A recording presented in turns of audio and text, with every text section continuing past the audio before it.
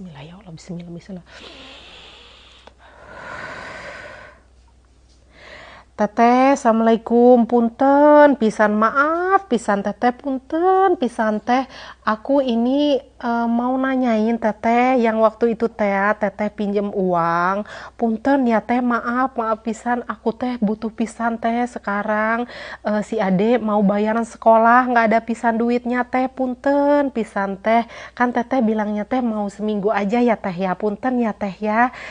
Ini kan udah hampir 3 bulan ya teh ya, punten pisan ya teh. Kalau bisa kira-kira besok bisa nggak ya teh saya ambil uang saya yang waktu itu teteh pinjem teh.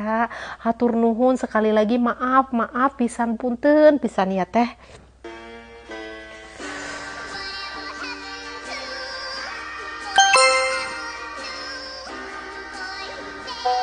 Duit 500 juga meni ditanya-tanya terus, nanti juga dibayar atuh. Kayak yang utang 50 juta aja nanti dibayar, kalau udah ada duit mah dibayar tah. Duit 500 juga meni ditagih terus.